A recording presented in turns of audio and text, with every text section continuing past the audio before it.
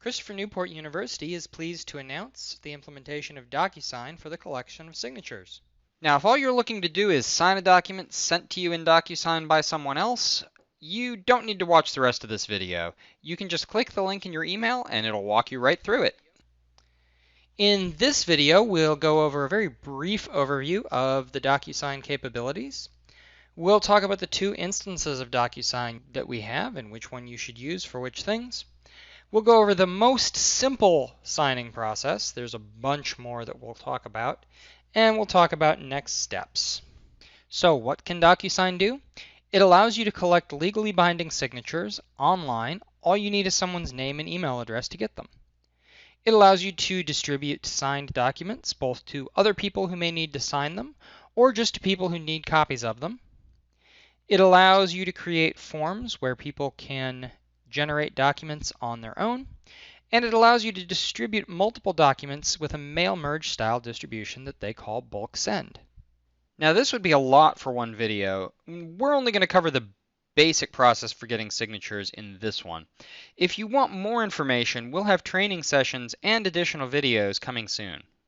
So when you sign into DocuSign, we actually have two what they call instances of DocuSign, basically two completely separate DocuSign sites. They're called Demo and Production. So Demo, we have unlimited documents for, and the signatures are not legally binding. Now you might ask, why would I want to use such a thing? Well, this is great if you want to test any new process, if you want to test any form, or if you just want to get used to using the platform. What you can do is you can create a document and send it to people around campus, so maybe someone else in your department, someone who can help you to test the process, to test how everything works, and anything they sign will be marked clearly as demo, so it won't be any confusion. Then you can move it to production, where the signatures are legally binding. If you've got some of the more complex things, like templates or forms or anything like that we'll cover in other videos, you can transfer those things directly from demo. You don't have to recreate them again. So then you can use the production site to get actual signatures from the people that you actually need them for. All right, let's take a look at how DocuSign works. So you get to DocuSign just like you get to anything else by clicking the link on CNU Connect. Once you get there, you'll see this page, and this is where you choose which version of DocuSign that you want to use at any given time. Of course, if all you're doing is signing a document, you can just click the link in your email. Now, to build your documents, you'll click this link here on the left. That'll take you to our demo system, where you can basically do everything except get legal signatures. And that's really what you should be using when you're building anything, when you're testing anything, any of that stuff. On the right side, that's where you'll actually be able to get legal signatures from people. You can transfer almost everything from our demo or our build environment to our production or our sign environment.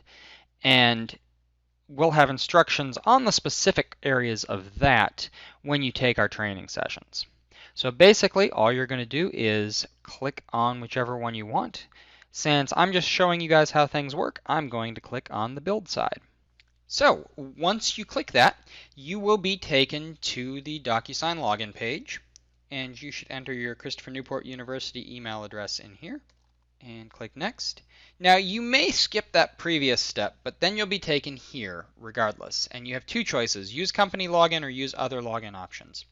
It's very important that you choose use company login, which has you use your Christopher Newport University login to get to DocuSign. This gives you the full access to all of the capabilities that we have. If you use other login options, you'll actually create a separate account that is not managed by, supported by, or paid for by Christopher Newport University, and we won't be able to help you, plus you won't have the capabilities. So I'm going to click Use Company Login.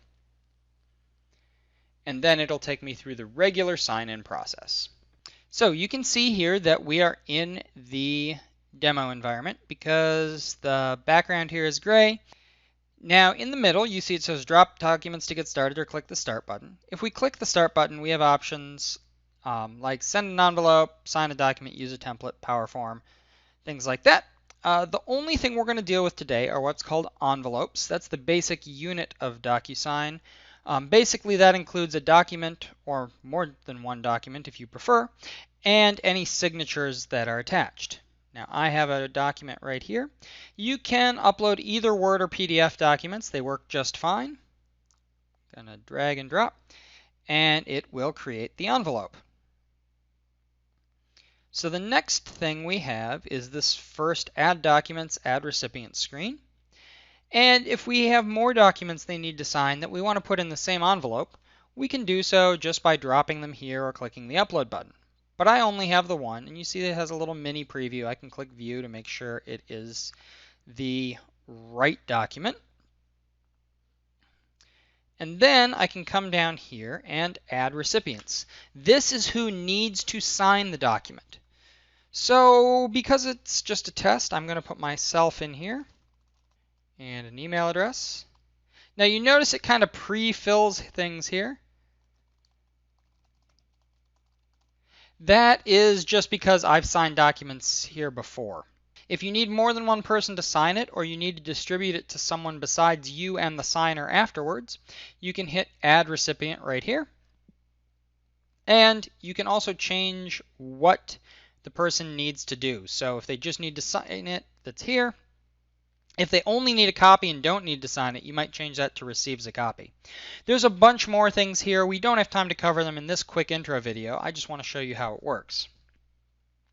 You should also customize this message just to make sure people don't think you're trying to spam them.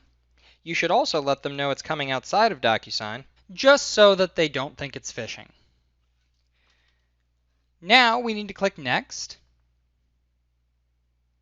And it brings us here to create our document to sign. And there's some pretty cool things that we can do. On the left side here, you'll see what are called fields. Those are the things that the person receiving this document can interact with. The absolute most basic are the ones up here at the top. So signature is where they're going to put their signature. I'm just going to click and drag that over. And you see it says sign, and I'm going to make it a little bit smaller. So that's where they'll do their signature. If they need to initial something, it's right here under initial, but I'm not having them do that. And we're going to drag date signed over here. Now, date signed will automatically be filled in with the date that they actually click the signature box and do the signature stuff. The next four here will be filled if DocuSign knows it. So we've put a name in here. So when I bring name over here, notice it says full name. And it'll automatically put whatever name of the person that we send it to. If I go over here on the right, I can choose whether I want just their first name or just their last name as well. Now we do have a bunch more different fields, and we'll cover this in a lot more detail in a different video. But if you do want them to be able to fill some additional information out, you can bring the text field over here. And they can fill out text, and you do have to make it the size that you want it. All right, so we have just an absolute basic document right here. I'm going to click Send, and it is going to go off to the person who needs to sign it. Now, you won't see this, did you want to sign this document now? That's only because I'm also the person who's supposed to sign it.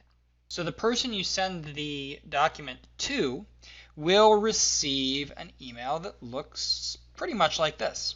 And all they have to do is click this Review Document button, and they'll be brought to the document. Now you notice there's some stuff that's already filled in. Since we told DocuSign the name, it's filled in right here, and it fills in the current date here for date. And you see we have a warning here that this is for only demonstration purposes. That's because we're using the demo system. If you've added any fields that they need to fill out, they'll be here and they have to fill them out. And then when they're ready to sign, they click the Sign button. They'll be asked either to adopt a signature if they haven't done it before. It'll give them the option of several different writing styles or the ability to draw their own if they're on mobile. I've already adopted one, so I can just click Use Saved and Finish. And then the person has now signed the document. Once they do, you will receive an email saying that it's completed and the ability to click on View Completed Document and view the signed document, as well as print and or download. So what's nice about DocuSign is you saw that you could print or download the document, but DocuSign also keeps a record of it. If I click on Manage here, and I click on Sent on the left side, just to be sure, you will see all the documents that I have sent here. These are all just test documents, so don't pay too much attention to them. But I can click on them. It'll take just a second. I can see who received it, whether they signed it. I can download or print a copy of it, or just view a copy of it. I can also get the full history showing when it was created, when it was sent, when it was signed, as well as a certificate showing that it is signed. Showing when it's signed, who it's signed, and all the events. So you've seen the basic signature process. What next? Well, if that's all you need, you are welcome to start using DocuSign. All you need is a Christopher Newport University account, which if you're watching this, you probably have. And you can click on the DocuSign link and get started. If you want to do something more complicated, say mail merges or forms or something like that, you can attend a training session, which is actually required before you'll get the ability to do any of the advanced features. If you have any questions, you can contact me at the information you see here on the screen, and I'll be happy to help. Thank you for watching.